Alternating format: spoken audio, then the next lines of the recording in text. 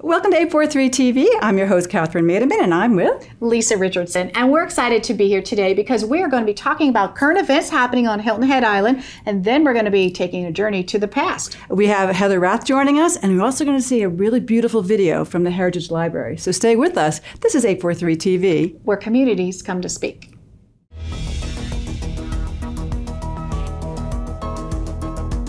.843 TV, where the Lowcountry comes to speak.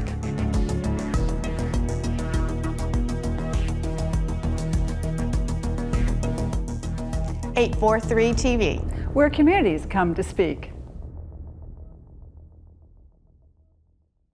Welcome to 843 TV, and I'm excited to introduce Heather Rath. Heather, we have not seen you in a couple of months. I know. I'm so sorry that I've missed y'all, but this island is hopping. Beaufort County is hopping. There's a lot going on. There is a lot, and that's one thing I love having you here because I think for October and November, there's jam-packed. This island is hopping. Yeah, and it's cooler out a little bit. It is cooler. I know. We have sweater weather, right? I love it. It is terrific. So we have a list of things to talk about. Let's start with the Crescendo.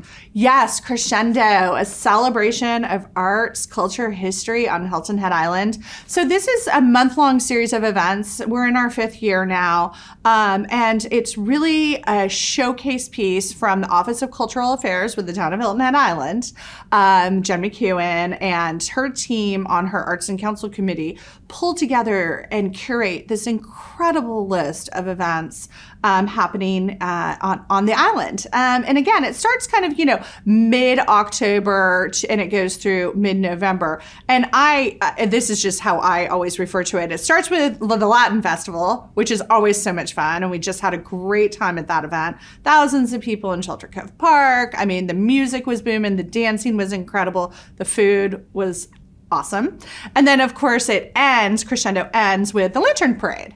Right? That's kind of our signature event for the island. So it's a great way to experience Hilton Head and our arts and culture community. Well, let's talk about some of the specific events going on in the next 30 days. And let's start with the sculpture workshop at the Coastal Discovery Museum. Absolutely. So the sculpture workshop at the Coastal Discovery Museum is being led by my girlfriend, Stella Lee Anderson. And I don't know if y'all know Stella Lee, but she does a lot of chalk art around town. She does junk art. So what she does is she collects junk from around the island and makes mini sculptures out of them. I mean, she's just an exceptional artist and really thinks differently. So this tiny art workshop at the Coastal Discovery Museum is coming up this Saturday. It's free for everybody. And I'm taking my kids after soccer. And what's cool about it is that you can just kind of pick your pieces and pull together sculpture, whatever it is that you want to find in your creative outlet.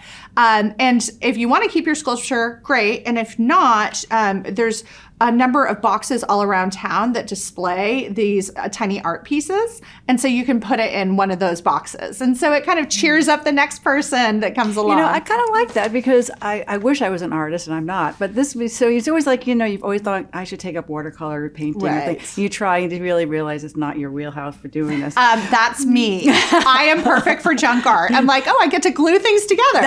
I'm thinking, what if I wanted to bring out my inner child and try this out? 100%. It's junk art and it's all in the eyes, right? Mm-hmm. And it's so cool for the kids, like you said, for the creative mind, pick things out, see what they can make of it. So. Right, absolutely. And again, I'm, with Kathryn, I am super not like into watercolors and stuff like that. I wish I was. I'm just not. But I think that I know I can put these pieces together. So I'm excited about it. And again, it's just kind of a way to see our island a little bit differently and to add to the tiny art sculptures all around the island and add some cheerfulness. Mm-hmm. I love that.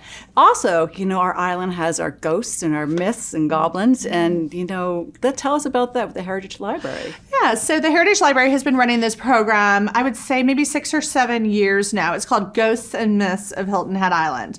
So this event runs on Thursday, Friday, and Saturday, the week before Halloween week.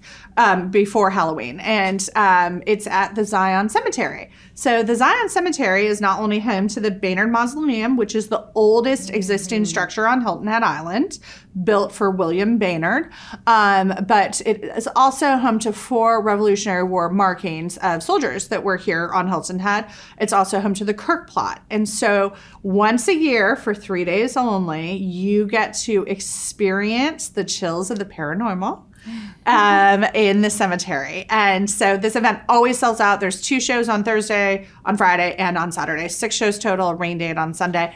Everybody on the island needs to learn the history. And this is kind of a fun way to learn the history through this night program. And you know, it's not scary, but there are some stories that are true stories of what happened on Hilton Head Island. So I would say, you know, kind of 10 years old is your limit in terms of kids. So you can go from being spooked to starting to laugh, which brings us to the next activity, the comedy show at Caligny. Yeah, so I hosted the Crescendo Grand Opening, and I was on the stage in front of hundreds of people, and I said, make sure to go to this comedy show. It's super raunchy.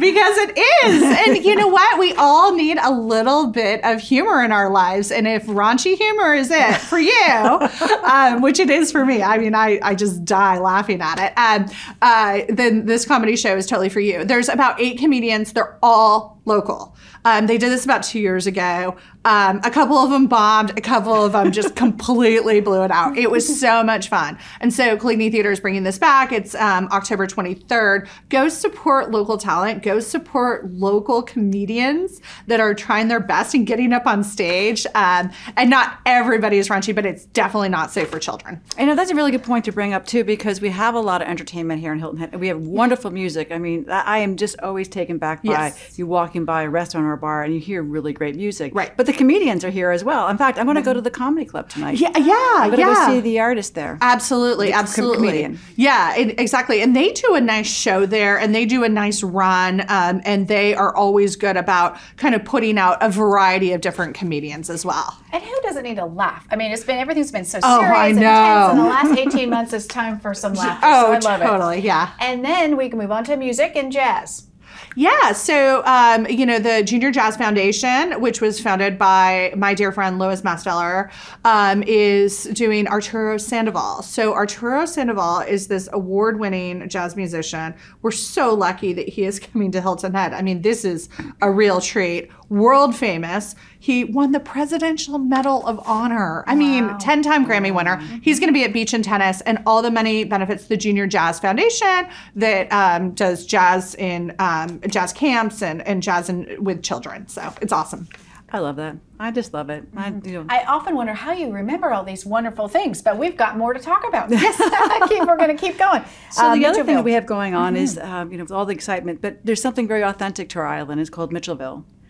And it's history, it's the Civil War. Little does our country really realize how important that is all about. So let's talk about that. They are celebrating their 10th anniversary. Yeah, and so they do a forum every year, so it's their 10th anniversary. And you're absolutely right with Mitchellville. I mean, this is not just Hilton Head Island story. This is an American story. This is a freedom story, and it's so exceptional. We're so grateful that we're able to curate this story and tell it to the world, and this is exciting. So they're doing a program for their 10th anniversary forum. It's called Blueprint to the Culture, and they're going to talk about foodways and how they have evolved in Gullah culture and with economics. And this is really important because the Beaufort County Economic Development Corporation just won a gold award from the National Economic Corporation, and they won it for Lowcountry Fresh, which is all about equity and inclusion in foodways. So this really wraps back around to what Mitchellville is doing with their forum. I'm really, really excited about that, and that's taking place at the end of October. And it's all online, all virtual, live streamed. So you know, there's a lot of access to it. Absolutely, I highly recommend that. All of it I recommend, but this is also history. It's good for the kids to learn. Yeah, absolutely. Yeah. We got about a minute left. Oh, and we're going to talk about the click code. Did I say it code. right? Kathryn? Yes, Right Kathryn, pronunciation. say it No, right. it's Ellen, okay. say it for us, No, it's Kathryn. all right. You guys are good. So Click yes, so Veuve Clicquot, which is one of the top champagnes in the entire world, is coming to Broadway. But before it goes to Broadway, we're going to see it on Hilton Head Island because Patty Maurer is one of the producers. And so she's bringing down all the Broadway team to come down to the Arts Center and do a preview performance. So everybody needs to go to the Arts Center. They're doing 2 shows on the 5th and 6th.